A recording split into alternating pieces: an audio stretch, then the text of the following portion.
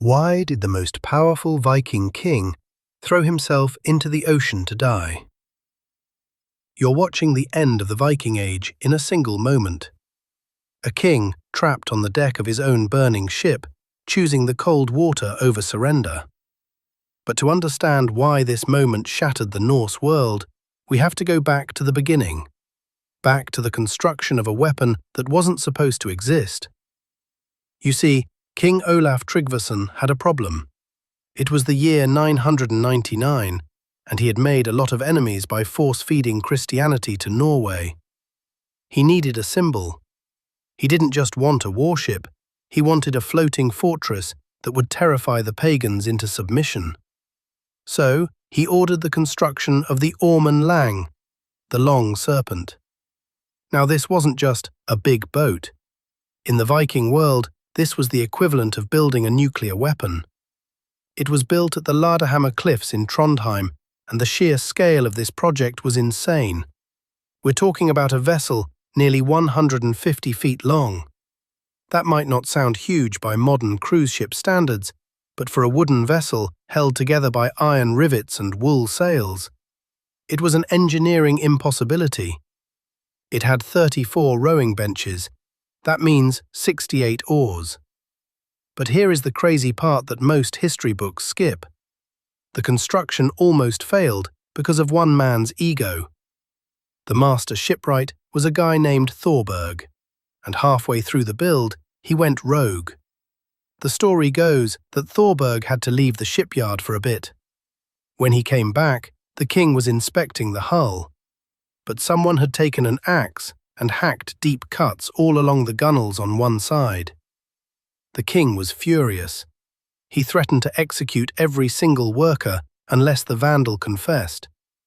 Thorberg stepped forward and said, "I did it." The king raised his axe to kill him right there, but Thorberg said, "Wait, let me fix it." He took his plane and smoothed out the cuts, and as he did, the king realized the ship looked better, sleeker. The wood had been too thick, too heavy. By hacking it, Thorberg forced them to shave it down, making the Long Serpent faster and lighter than anything on the water. The king let him live, and that mistake created the deadliest ship in history. So now Olaf has his superweapon. He packs it with over 500 of his most elite warriors, men chosen for their height and strength. He puts a gilded dragon head on the prow and a tail on the stern. When the sun hit this thing, it looked like a golden snake slithering across the ocean. But the Long Serpent had a fatal flaw. It made Olaf arrogant. In the year 1000, Olaf took his fleet south to Poland. It was supposed to be a routine trip, but his enemies, the King of Denmark, the King of Sweden, and a glorious traitor named Earl Eirik, were waiting for him. They set a trap at a narrow island strait called Svolder. This is one of the most cinematic moments in Viking history. The enemy kings stood on the island, watching Olaf's fleet sail past. They were terrified of the Long Serpent. Every time a big ship passed, they'd say, "That must be it, that's the serpent." And Earl Eirik would just shake his head and say, "No, that's just a transport. Wait." Finally, the Long Serpent appeared. It was so massive that the enemy soldiers went silent. It dwarfed everything else on the water. The battle began, and at first, the Long Serpent was untouchable. Olaf tied his ships together into a massive floating platform with the serpent in the center. It was too high for the enemy to board. Their arrows couldn't reach the deck. Olaf stood on the poop deck in a red cloak, laughing at them. He called the Danes cowards and the Swedes horse-eaters. But he underestimated Earl Eirik. Eirik didn't attack the hull. He used a clever, brutal tactic. He attacked the smaller ships on the edges of the floating fort first. He cleared them out, cut them loose, and let them drift away.